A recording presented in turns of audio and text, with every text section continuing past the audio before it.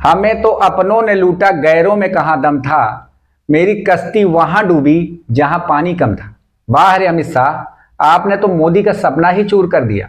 अभी एक फैशन होगा, आम्बेडकर आम्बेडकर आम्बेडकर आम्बेडकर आम्बेडकर आम्बेडकर। इतना नाम अगर भगवान का लेते हैं तो 7 जन्मों तक स्वर्ग मिल जाता है। लेकिन जिस तरह के शब्दों का उन्होंने प्रयोग किया है वो किसी भी कीमत पर स्वीकार्य नहीं। बाबा साहब अम्बेडकर उनके लिए शायद भगवान ना हो, लेकिन इस देश के करोड़ों लोगों के, महिलाओं के, हक वंचित समाज के मुक्तिदाता हैं। चूक हुई है कि जिस सत्र में हमने संविधान दिवस मनाया, कॉन्स्टिट्यूशन पे चर्चा करी, उसी चर्चा के दौरान जो गृह मंत्री जी की टिप्पणी आई वो बहुत ही अफसोसजनक है।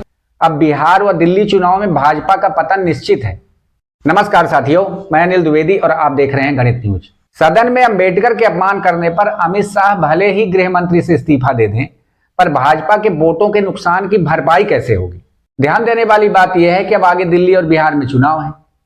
ऐसे में दलितों के भगवान बाबा साहेब अंबेडकर का अपमान कर अमित शाह ने भाजपा का नुकसान तो किया ही, साथ ही बिहार में नीतीश कुमार की नाव भी अब डगमगाने लगी है। बिहार के दलित नेता नीतीश कुमार से भाजपा का दामन छोड़ने को लेकर चर्चा भी कर चुके हैं।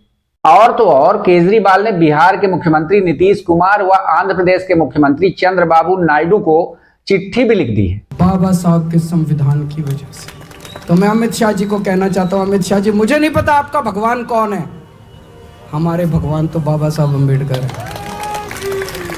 इन्होंने हमारे भगवान का अपमान किया है, जिसमें लिखा है कि आप साफ साफ बताएं, आप अंबेडकर के साथ हैं या अंबेडकर के विरोधियों के साथ। ऐसे में दोनों मुख्यमंत्री जवाब देने में अभी आनाकानी कर रहे हैं, पर जवाब तो देना पड़ेगा, क्योंकि सवाल भले केजरीवाल ने पूछा है, पर यह सवाल करोड़ों अंबेडकर भक्तों का है और इन्हीं अंबेडकर भक्तों के दम पर सरकार खड़ी है। देश में भाजपा के प्रति माहौल खराब हुआ तो महाराष्ट्र के दलित नेता एकनाथ शिंदे भाजपा को कब छोड़ देंगे पता भी नहीं चलेगा।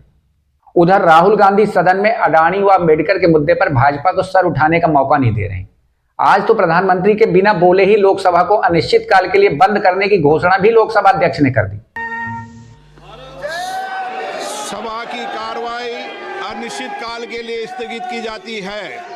भाजपा ने हर तरफ से घिर जाने के बाद एक चाल तो चली, पर वो भी उल्टी पड़ गई। हुआ ये कि भाजपा द्वारा अपने ही सांसद को धक्का देकर आरोप राहुल गांधी के ऊपर मढ़ने का प्रयास विफल हो गया। पूरा विपक्ष और देश की जनता राहुल गांधी के साथ खड़ी दिखाई दे रही।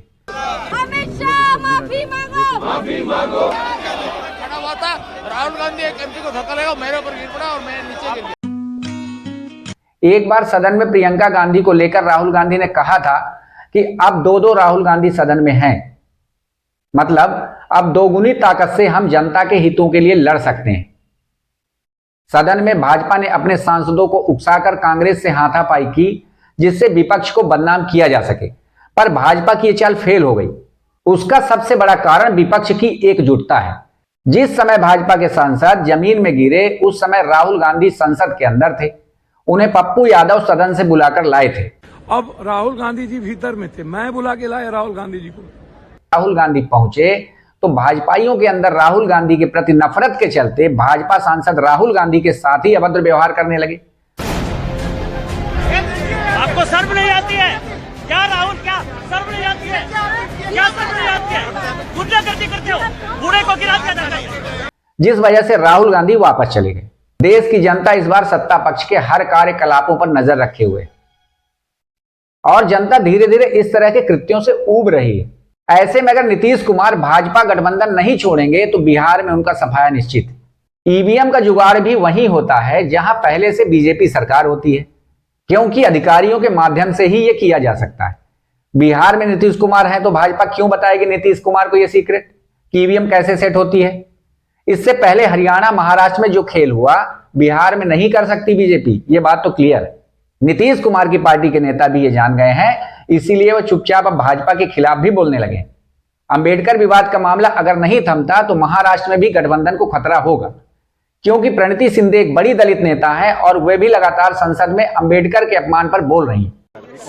मैं कहना चाह रही हूँ कि वो बीजेपी और आरएसएस जिन्होंने हमेशा तिरंगे और संविधान से नफरत की है, जिन्होंने हाल ही तक तिरंगा फैलाया नहीं था, हॉइस्ट नहीं किया था, जो संविधान को बार बार बदलने की आवाज़ करते हैं, जो 400 पार का नारा था वो संविधान बदलने के लिए लाया था, लेकिन अनफॉर्चुनेटली उनको 400 पार मिला नहीं। तो तब उनको समझ में आया कि नहीं, अभी संविधान की बात करनी चाहिए, तो अभी संविधान के ऊपर प्यार करने का शो कर रहे हैं। लेकिन ये सिर्फ शो है, वो कल हमें पता चला, जो दूध का दूध पानी का पानी कल हो गया। और जो अंतर मन से अमित शाह जी ने बात की उनके, कि बाबा साहेब जो कहते हैं अगर उतनी ही बार भगवान का नाम लेते थे तो स्वर्ग प्राप्त करते थे, इसकी हम कड़ी निंदा करते हैं। बाबा साहब संविधान, संसद, लोकतंत्र का इतना बड़ा अपमान अगर इस देश का के गृह मंत्री कर रहे हैं तो हम उन्होंने माफ़ी मांगनी चाहिए और रेजिग्नेशन भी देना चाहिए। अभी पता चल रहा है कि जो बीजेपी हमेशा कहती है, अभी कह रही है संविधान, वो पूरा झूठ है। संविधान बदलने की कोशिश, 1 नेशन 1 इलेक्शन हो, 400 पार हो, ये सब basic structure of the constitution बदलने की साजिश थी। और वो जो उनका असली चेहरा कल बाहर आया। जो प्रधानमंत्री जी ने ट्वीट किया और कहा कि कांग्रेस नहीं, जब देश में इतनी सारी मुसीबतें हैं, जैसे बेरोजगारी, अदानी होगा, महंगाई के विषय है, किसानों के विषय है, इसके ऊपर चर्चा होनी चाहिए, लेकिन वो कभी करते नहीं है, ना उसके ऊपर कभी डिस्कशन में शामिल होते हैं। तो ये बहुत ही एक सीरियस बात है। और जब उनको कोई कुछ नहीं मिलता है, तब वो फैमिली और डायनेस्टी इन चीजों पे आ जाती है। ऐसे में महाराष्ट्र के एकनाथ शिंदे अंबेडकर मामले में कब तक चुप रहते हैं, यह देखना दिलचस्प होगा। यहां एक बात और जान लीजिए कि दिल्ली चुनावों में केजरीवाल फिर भाजपा को पछाड़ने की जुगत में थे। ऐसे में उन्हें अंबेडकर नाम का एक मसाला मिल गया। इस मसाले से वे भाजपा के लिए किस तरह की सब्जी तैयार कर दें, यह तो आपको पता ही है। केजरीवाल जैसा तिकड़मी शायद इस देश में कोई हो। सोचिए, उन्होंने जेल जाकर भी संपत्ति हासिल कर ली और भाजपा मुंह ताकती रह गई। अडानी से शुरू हुई बात अब अंबेडकर पर अटक गई तो भाजपा बेचैन हो रही है। कांग्रेस को घेरने के प्रयास में लगातार भाजपा से गलती हो रही है। सदन में इस बार मोदी बैसाखी पर है, इसलिए मनमानी भी नहीं कर सकते। हर बिल का विरोध हो रहा है, कोई भी बिल पास नहीं हो पा रहा है। जनता भी समझ रही है कि सत्ता के लालच में मोदी अब जनता के हितों पर खरे नहीं उतर रहे, क्योंकि देश का बेरोजगार चाहता है कि मोदी रोजगार पैदा करें, पर मोदी सत्ता संभालने में ही व्यस्त हैं। मोदी नीतीश नायडू से ही नजर नहीं हटा पा रहे हैं, तो क्या रोजगार देंगे। पिछले 10 वर्षों तक मोदी का बाल बांका न कर पाने वाला विपक्ष इस बार आक्रामक है। ममता बनर्जी, अखिलेश यादव के पास काफी संख्या बल है, जो राहुल गांधी के साथ कदम ताल कर रहे हैं। ऐसे में विपक्ष काफी मजबूत है। अडानी मामले में घिरे मोदी संसद जाने से परहेज कर रहे हैं, पर जवाब तो देना चाहिए मोदी को, क्योंकि वो देश के प्रधानमंत्री हैं। जवाब से दूर भागने की वजह से भी जनता में भाजपा के प्रति अविश्वास बढ़ना लाजमी है। ऐसे में क्या करेगी भाजपा, ये तो वक्त बताएगा। पर जिस तरह भाजपा विरोधी माहौल बनता जा रहा है, उससे तो यही लगता है कि आगामी चुनावों में भाजपा बुरी तरह पराजित होने वाली है। मेरी इन बातों से आप कितने सहमत हैं, कमेंट करके जरूर बताइए।